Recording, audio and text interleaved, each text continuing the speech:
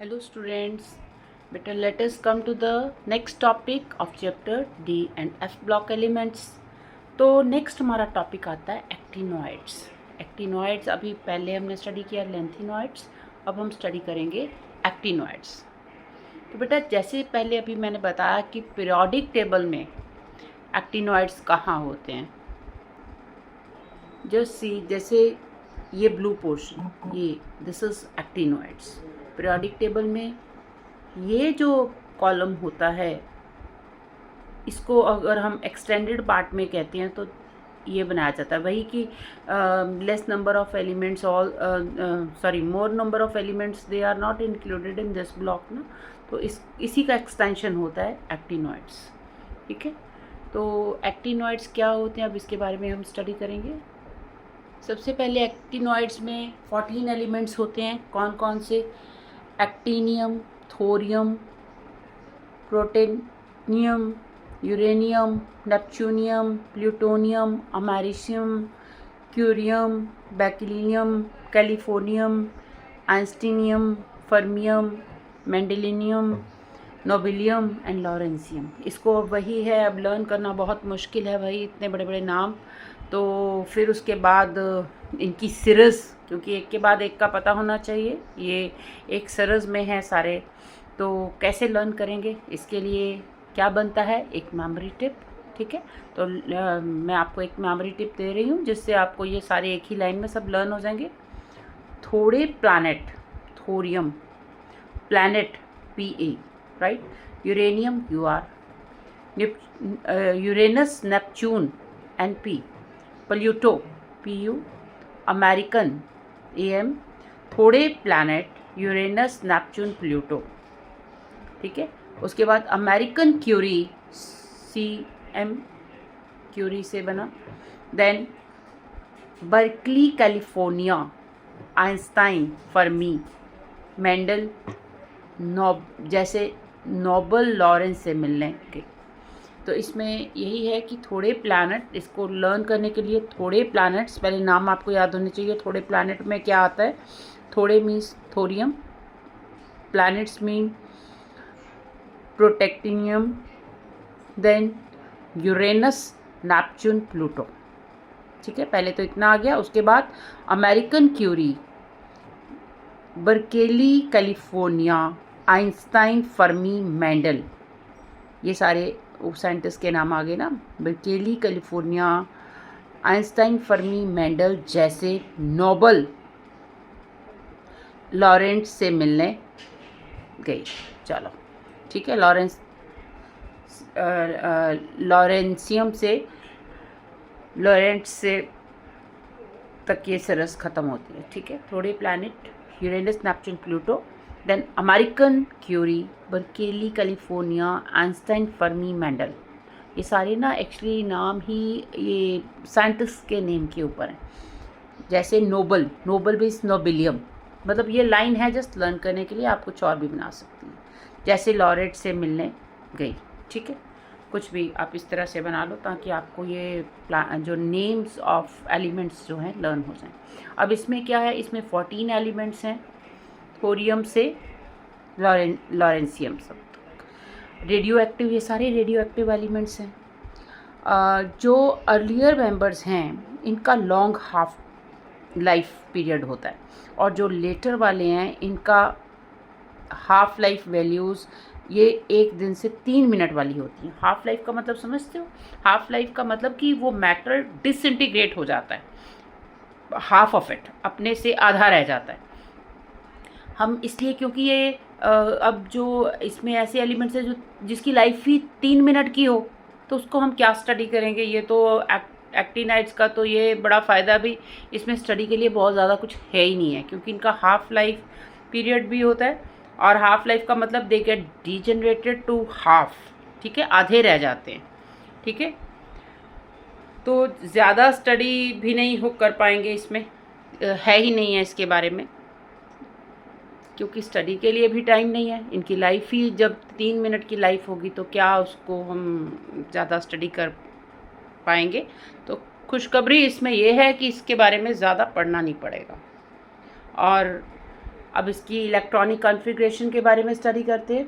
पहले आप इसको एक स्क्रीनशॉट ले लो आपको याद रखने के लिए, मेमोरी टिप, ठीक है। उसके बाद इसका भी ले लो स्क्रीनशॉट, जनरल इसकी प्रॉपर्टीज़।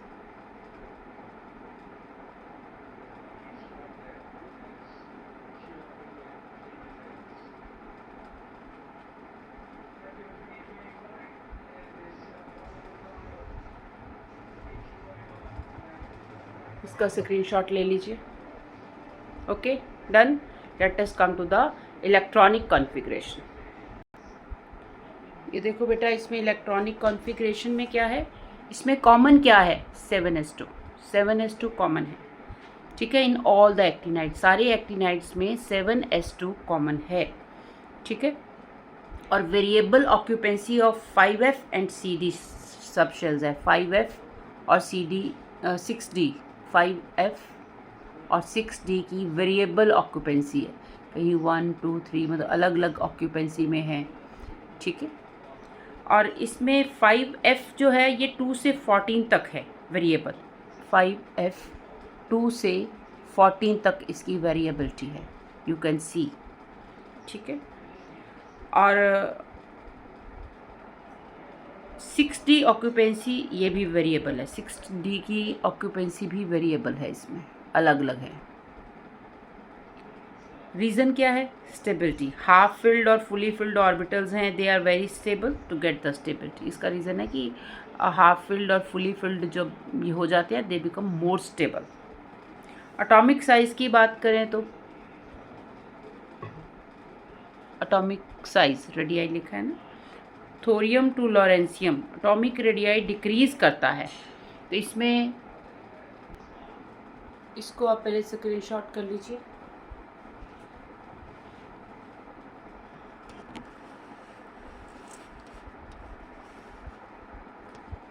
इसको स्क्रीनशॉट करो।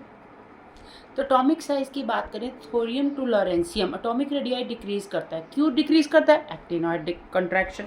एक्टिनॉइड कंट्रैक्शन क्यों होती है, एफ ऑर्बिटल है ना, जैसे ही पोर शील्डिंग इफेक्ट होता है 5f इलेक्ट्रॉन्स का, तो उसमें जो है एक्टिनॉइड कंट्रैक्शन होती है। कंट्रैक्शन में पोर शील्डिंग होता है तो न्यूक्लियर चार्ज बढ़ता है, मतलब न्यूक्लियस की अट्रैक्ट करने की टेंडेंसी बढ़ जाती है, अट्रैक्ट करेगा तो कंट्रैक्शन होगी, ठीक है ना। जब न्यूक्लियस इलेक्ट्रॉन्स को अपनी ओर खींचेगा तो साइज छोटा ही होगा, ठीक है, बड़ा तो हो नहीं सकता क्योंकि वो खींच रहा है अपनी तरफ न्यूक्लियस, तो क्या हो रहा है, कंट्रैक्ट कर रहा है, size of atom is contracting, तो साइज छोटा होगा, ठीक है। उसके बाद नेक्स्ट टॉपिक आता है oxidation state of actinoids. Oxidation state की बात करते हैं तो greater range of oxidation state है इसमें भी, क्योंकि इसमें 5f CD 7s ऑर्बिटल्स है ना, तो इनकी बहुत ही कंपेरेबल एनर्जी लेवल्स होते हैं, जिसके कारण इलेक्ट्रॉन बड़ी आसानी से कभी इधर जंप करते हैं कभी उधर जंप करते हैं, और जैसे वो जंपिंग इधर उधर होती है ऑक्सीडेशन स्टेट चेंज होती है। I have already told you in your previous lectures, ठीक है। जिसने नहीं देखे वो प्लीज़ ज़रूर देखें, ठीक है, तो उनको समझ आ जाएगा कि किस तरह से इनकी जब कंपेरेबल एनर्जी लेवल्स होते हैं तो इलेक्ट्रॉन्स कैसे एक ऑर्बिटल से दूसरे ऑर्बिटल में जंपिंग करते रहते हैं और ऑक्सीडेशन स्टेट वेरिएबल होते रहती है।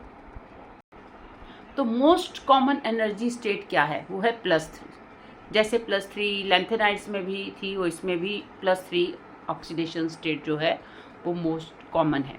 तो इनिशियल एलिमेंट्स की ज़्यादा ऑक्सीडेशन स्टेट होती है, जो लेटर एलिमेंट्स हैं वो ज़्यादा ऑक्सीडेशन स्टेट्स उसमें नहीं होती, क्योंकि हाफ लाइफ होती है। रेडियो एक्टिव एलिमेंट्स है, हाफ लाइफ मैंने बताया ना, इसमें कुछ ऐसे एलिमेंट्स मतलब 1 डे से 3 मिनट तक वाला हाफ लाइफ टाइम होता है, इतनी शॉर्ट जिनकी लाइफ होती है, वहाँ तो ऑक्सीडेशन स्टेट्स की ज़्यादा कोई वेरिएबिलिटी नहीं होती।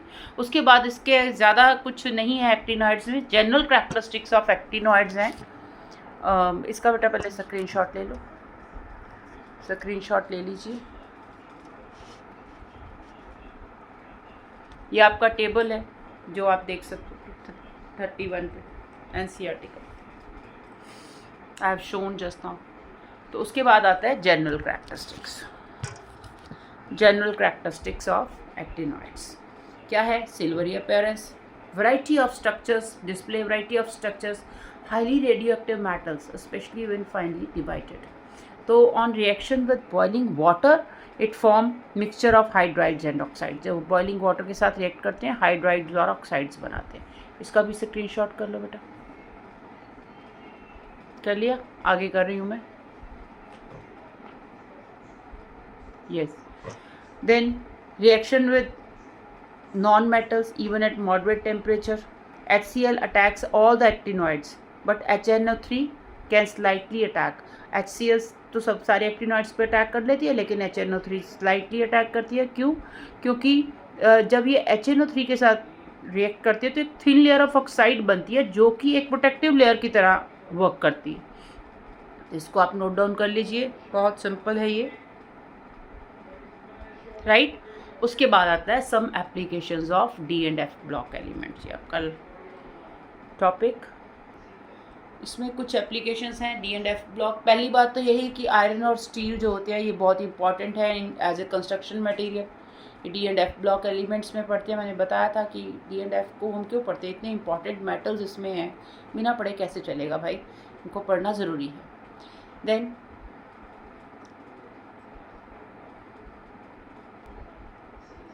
TiO use in pigment industry, ठीक है। MnO2 use in dry battery cells, ये बहुत इंपॉर्टेंट है। बैटरी सेल्स तो बहुत ही इम्पॉर्टेंट है हमारी डे टू डे लाइफ में। ओके, तो नेक्स्ट आता है the elements of group 11 are also called coinage metals. Coinage का मतलब क्या होता है? कॉइनेज मीन्स कॉइन्स बनते हैं, ठीक है। तो the elements of group 11 are called coinage metals. Then essential catalyst in chemical industry जैसे iron catalysts are used in Haber process for production of ammonia from N2 and O2 H2 mixture, and nickel is used in hydrogenation of fats। इससे हम unsaturated को saturated में convert कर सकते हैं, ठीक है। तो निकल यूज़ करते हैं, तो निकल इसका ही है, इन्हीं मेटल्स में आता है। देन फोटोग्राफी की industry, it rely on the special light sensitive properties of AgBr, silver bromide, ठीक है। तो ये सब जो पॉइंट्स हैं इनको आप एक बार स्क्रीनशॉट कर लीजिए। पहले इसको कर लो स्क्रीनशॉट, ठीक है। कर लिया? अब नेक्स्ट कर लिया, इसको स्क्रीनशॉट करो। Okay, you can write in your copies. तो बेटा अगर आपको टॉपिक समझ आया हो, वीडियो अच्छा लगा हो, तो इसको लाइक कीजिए, सब्सक्राइब कीजिए और शेयर कीजिए। Thank you.